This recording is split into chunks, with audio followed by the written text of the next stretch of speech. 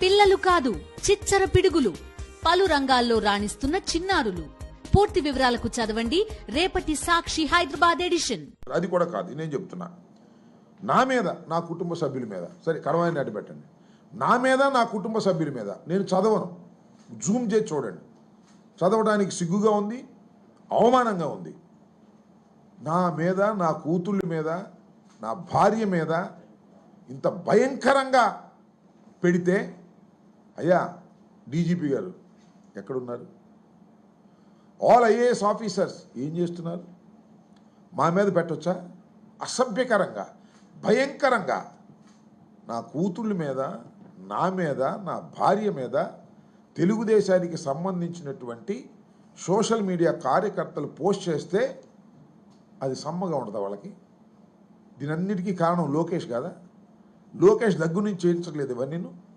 అప్పుడు ఇప్పుడు ఎప్పుడు కూడా మేము మా కార్యకర్తలు ఎక్కడో పెట్టారని అపవాదుతో మీరు చేస్తున్నారు. మా మీద పెట్టిన వాటి మీద మీరు ఎందుకు యాక్షన్ తీసుకోవట్లేదని అడుగుతా ఉన్నా. ఈ విధంగానే ఇప్పుడు పోలూరు రాజశేఖర రెడ్డిని ఏ విధంగా అరెస్ట్ చేశారో ఆ విధంగా దీని మీద ఎంక్వైరీ చేసి అరెస్ట్ చేయాల్సినటువంటి బాధ్యత ఈ ప్రభుత్వానికి, ఈ పోలీస్ యంత్రాంగానికి ఉందా లేదా అని అడుగుతా ఉన్నా. చంద్రబాబు నాయుడు గారు చెప్తున్నాడు అందరూ సమానమే, ఎవరి మీదైనా యాక్షన్ తీసుకుంటామని. పవన్ కళ్యాణ్ గారి పిల్లల మీద పెట్టారు, పవన్ కళ్యాణ్ గారి భార్య మీద పెట్టారంటే మా పిల్లలు కాదా, మా భార్యలు కాదా? నేను ఆవేదనతో చెప్తున్నా. పవన్ కళ్యాణ్ గారి మీద పెట్టింది రైట్ అని నేను అంటలా, 100% తప్పు. టేక్ ఎన్ యాక్షన్, ఎవరి మీద పెట్టిన యాక్షన్ తీసుకోండి. మీరు ఏం చేస్తున్నారంటే ఇండైరెక్ట్గా మా సోషల్ మీడియాని తొక్కేయాలని, వాళ్ళ సోషల్ మీడియాని రైజ్ చేయాలని వాళ్ళు మీ ఇష్టం వచ్చినట్టుగా మీరు పోస్టులు పెట్టండి. అంబటి రాంబాబు గారి మీద, జగన్మోహన్ రెడ్డి గారి మీద, వాళ్ళ మీద, వీళ్ళ మీద, వాళ్ళ భార్యల మీద, వీళ్ళ భార్య మీద మీరు పెట్టేసుకోవచ్చు. వాళ్ళు ఏదైనా ఎక్కడైనా పెట్టినా పెట్టకపోయినా అవన్నీ మార్ఫింగ్ చేసి కూడా మేము వాళ్ళ మీద కేసులు పెడతాం అనేటువంటి పరిస్థితులకు ఉన్నారు. నేను మనవి చేస్తున్నా, ఇవాళ ఇంతమంది మీద కేసులు పెట్టారు కదా, ఒక్కటి కూడా రుజువు చేయలేరు కోర్టుల్లో, ఒక్కటి కూడా. రేపు కోర్టులో విచారణలో ఒక్కటి కూడా నిలబడదని కూడా మనవి చేస్తున్నాం, ఎందుకంటే అన్ని ఫ్యాబ్రికేటెడ్.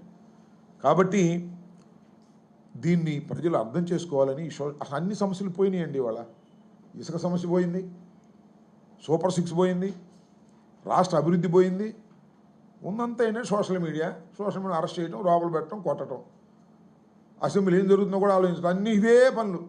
వాళ్ళకు ఉన్నటువంటి ఎల్లో మీడియాలో ఫ్రంట్ పేజీలో ఎల్లో మా మీద సైకోలు అంటారు, మేము సైకోలం. మరి వీళ్ళు ఎవరండి? వీళ్ళు మాట్లాడిన వీళ్ళు సైకోలు కదా? వీళ్ళు సైకోలు కదా? వీళ్ళు చాలా సంఘ సంస్కర్తలా? తెలుగుదేశం వాళ్ళు సైకోలు కదా వీళ్ళు? ఈ సైకోలన్నీ మీరు పెంచి పోషిస్తారా? మేము పెట్టకపోయినా పెట్టినట్టుగా రేపు పెట్టి మమ్మల్ని సైకోలని ముద్రీకరిస్తారా?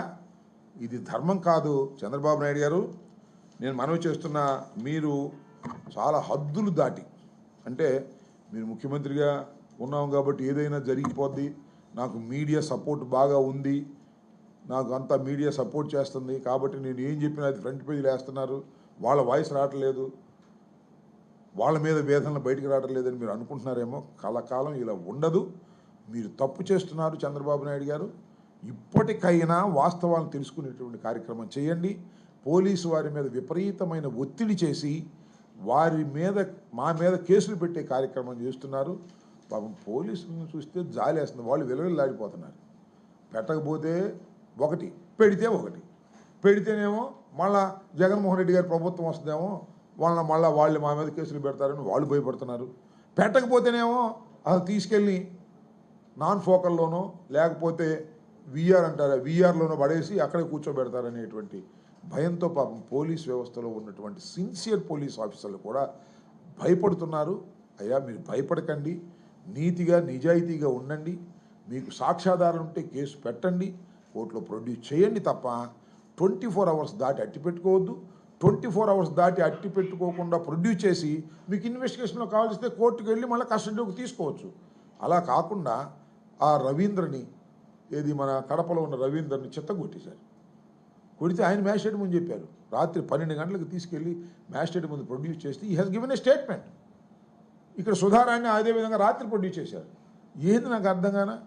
నైట్ ప్రొడ్యూస్ చేస్తున్నారంటే ఒక కుట్రపూరితంగా నేరాలు చేస్తున్న పోలీసులే నేరాలు చేసే పరిస్థితికి ఈ ప్రభుత్వంలో, కూటమి ప్రభుత్వంలో వచ్చిందంటే ఎక్కడికి పోతుంది ఈ సమాజం? రాబోయే కాలం ఎలా ఉంటుంది?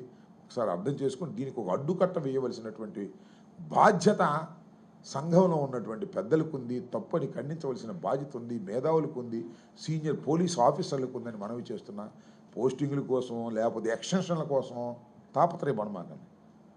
నాది ఇవాళతో నేను ఈ నెల నెక్స్ట్ మంత్ రిటైర్డ్ అయిపోతున్నాను, మళ్ళీ చంద్రబాబు నాయుడు గారు చెప్పినట్టు చేస్తే నాకు 1 year 6 months ఎక్స్టెన్స్ ఇస్తారని ఆశపడేటటువంటి ఈ వాళ్ళని కూడా చూస్తున్నాను. నేను పేర్లు చెప్పను, కానీ మీరు మహా ఘోరాలు చేస్తున్నారు.